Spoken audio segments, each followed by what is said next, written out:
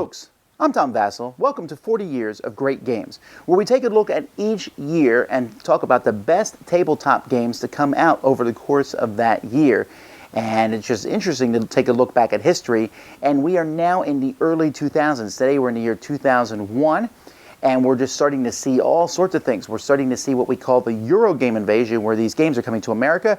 We're seeing the American landscape change, where Rio Grande and Mayfair are still ruling the roost, but this new Avalon Hill, which had been bought by Hasbro, which has the money and power of Hasbro to produce amazing components and games, came out.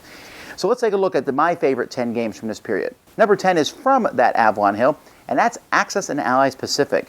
Now, this was kind of a mind-blowing event. It might not seem like it now, but Axis and Allies had been just one of those essential games that most gamers like me had played during their childhood, and it had been Axis and Allies since the 80s.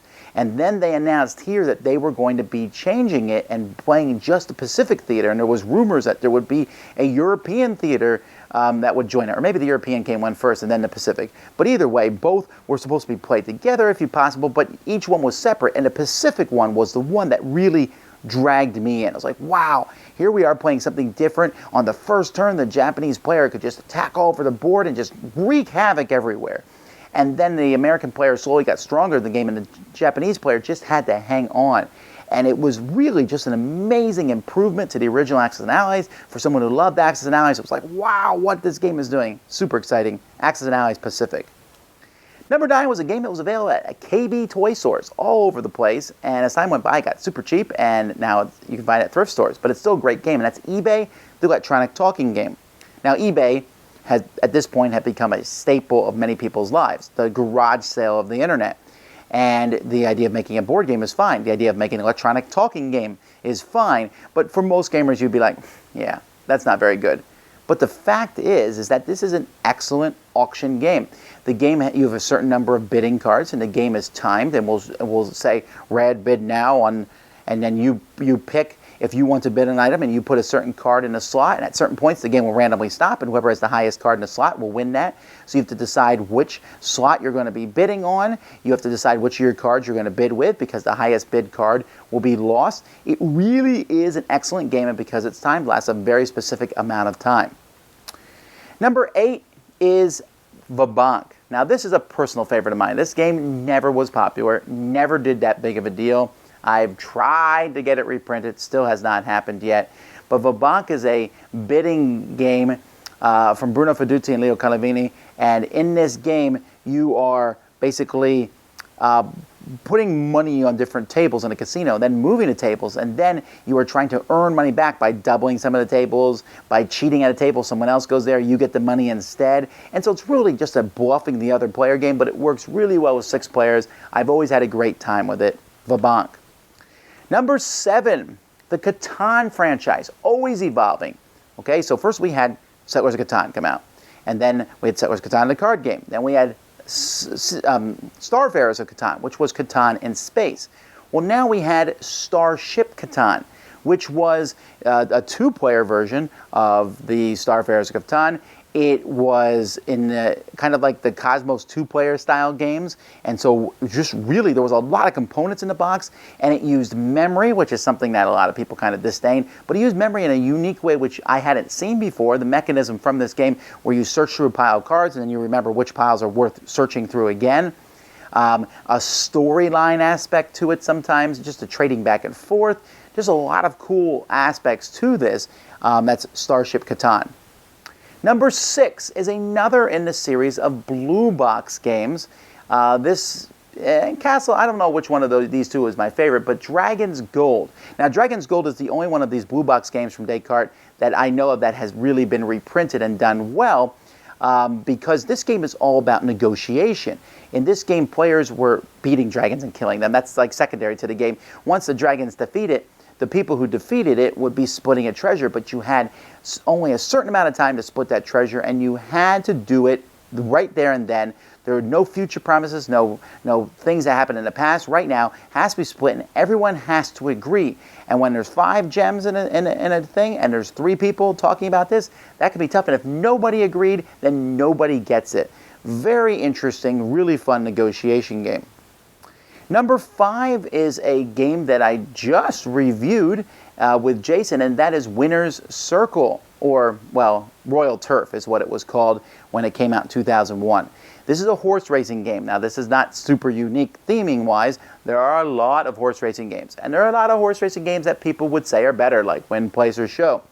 However, Royal Turf really just brought the simplicity of it. You bid on some horses, you roll a die, you pick which horse moves. Once all the horses moves, you do it again. The horses move different ways, and it just brings that excitement. It's pretty quick, easy to play, easy to teach. Just played this a few weeks ago. A fantastic game. Number 4 is Medina. Now, Medina could be seriously called a box of wood. Inside it, there is tons of wooden buildings that you are placing out in the city of Medina. And you are building the city and then claiming parts of that city, but once you claim it, you can't build that section anymore. So do you want to build the section bigger, then claim it, but someone else is doing it? So there's a bit of a chicken going on, and a great visual effect. Stronghold Games just reprinted this a few years ago. A very solid game. That's Medina. Number 3 is another collectible card game. Now, at this point, collectible card games the market had bottomed out for many of them. Other than Magic the Gathering, and then Pokemon came around this time frame at some point, maybe a few years earlier. And those were doing well, but for the most part, a collectible card game came out. It met at most a year or two, and then it just disappeared off the scene. And this one did not last very long either, but this one was based on Dungeons & Dragons, and that's Warlord Saga of the Storm. And this used a 20-sided die and had a unique mechanism where you had one person that you had to kill on the other person's side. Now, this has been done to death these days. We have Mage Wars and Summoner Wars and Pixel Tactics, and there's so many different games where I have my leader, you have your leader, we got to take each other out. I mean, even Magic the Gathering was like that to some degree, but here you had that person on the board. That person was someone who could fight, and you were using 20-sided dice, but also a custom deck. The factions were very different, and even though this game eventually did kind of fizzle out, it is one that I still really enjoy to this day, and I love the fact that the deck building restrictions are very small. Big, powerful characters are fantastic, but they're much harder to get out, and there's just a lot of unique, interesting concepts to it. Number 2, a new designer had appeared on the scene in these years and had put out some games. But this is one of the games that brought him to the forefront, Liberté, Martin Wallace. Martin Wallace is a name that many gamers know now because of very popular games like Age of Steam.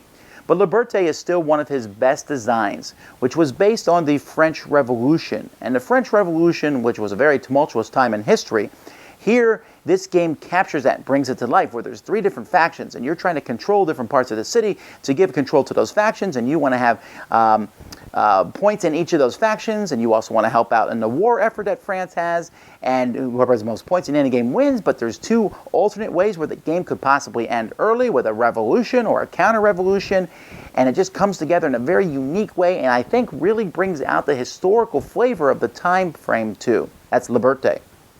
And number 1, this game is being reprinted next year in 2017, so 16 years later, I guess, and that would be Zendo. Now, Looney Labs had made Ice House Pyramids, which was a set of these beautiful little plastic pyramids of different sizes, and they made a pile of games. They're consistently coming out with new games for these pyramids. By far, the best game for these pyramids was Zendo, and so they put it in its own box and published it that way. And Zendo was essentially a game where you put one person would be the master, and they put the pyramids down in a certain way, and people had to figure out what the rule was. Maybe the rule was there had to be exactly one red pyramid, one blue pyramid. Or maybe the rule was there was one pyramid always facing towards north. Or there's 2 small pyramids under the thing, or whatever. You could make whatever rule you wanted, and players would make groups of pyramids, and then the master would say that meets my rule or doesn't meet my rule. Now, this has been a parlor game that's been around for a really long time, but bringing it with these pyramids was like just a perfect marriage of this game and these components, and just made it easily my favorite of the year. So those are my top 10 games from 2001. What do you think? What are your favorite games from this time frame? Let me know in the comments.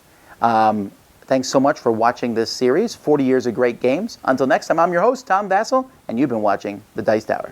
Thanks so much for watching the Dice Tower videos. Find more great videos and reviews as well as our top-rated audio podcast at Dicetower.com. You can also find other great shows at Dicetowernetwork.com. I'm Eric Summerer, and you've been watching The Dice Tower. The Dice Tower is sponsored by Cool Stuff Inc., where you can find great games for great prices.